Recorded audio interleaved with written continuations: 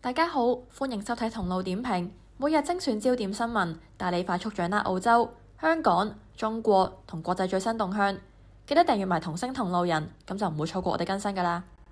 阿聯酋宣布，因應區域局勢持續升溫，即日起暫停同伊朗所有貿易、商業同金融交易，直至另行通知。當局同時表示，仍希望透過對話同合作，維持中東和平同穩定。今次措施影響唔少，杜拜一直係伊朗重要嘅貿易同金融門戶。世貿數據顯示，伊朗2024年從阿聯酋進口大概210億美元貨物，佔全年進口總額約30%。如果禁令持續，伊朗嘅進口、資金結算同企業融資都可能受到衝擊，甚至推高當地物價。而兩國關係近期亦明顯變差。阿聯酋指控伊朗襲擊同阿聯酋國家石油公司 ADNOC 有關嘅船隻。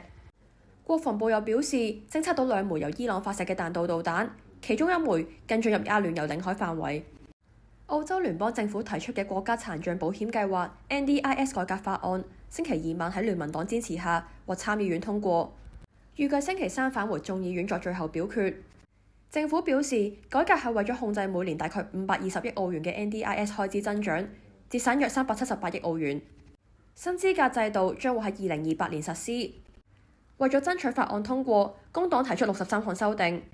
包括加強打擊利用 NDIS 資金提供或者收取回扣嘅刑事同民事處罰。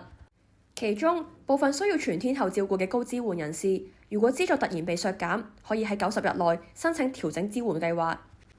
不過，綠黨同殘障權益團體仍然反對部分改革，擔心政府削減支援嘅權力過大，尤其影響社區同社交活動支援，令有需要嘅人士更難參與日常生活。澳洲移民代理監管機構近日加強打擊非法移民代理，發現有註冊代理容許未註冊人士借用註冊號碼向客戶提供移民服務。移民代理註冊管理局 OMARA 近日處分3名註冊移民代理，其中一宗涉及數百份簽證申請，部分由未註冊人士處理，涉事代理最終被取消註冊。另一宗案件中，一名代理承認俾未註冊嘅兒子代表公司提供移民協助。調查更發現，有客戶收到疑似偽造嘅內政部文件，以為簽證已經提交，但實際上並唔係。OMARA 表示，只有註冊移民代理、澳洲法律執業人士同埋獲豁免人士先可以合法提供移民協助。當局將繼續打擊假代理，市民亦可以透過官方註冊名冊核實代理資格。中國知名汽車品牌紅旗將會進軍澳洲乘用車市場，預計首款車型會喺2027年初推出。品牌喺澳洲將會以 HQ 作為簡稱，長遠目標係每年售出大概3萬輛，並以超越 Tesla 為目標。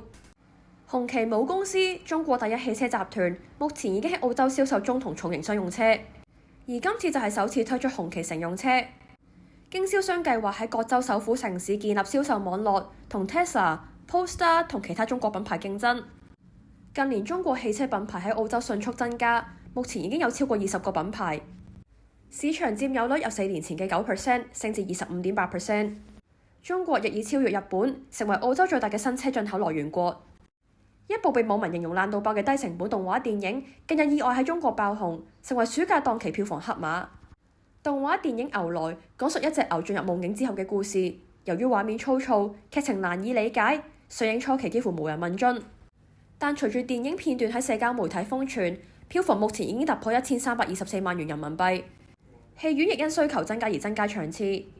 唔少網民反而將電影嘅粗糙製作當成娛樂，有人戲稱係純手工製作，認為電影冇依賴 AI 生成，反而成為話題焦點。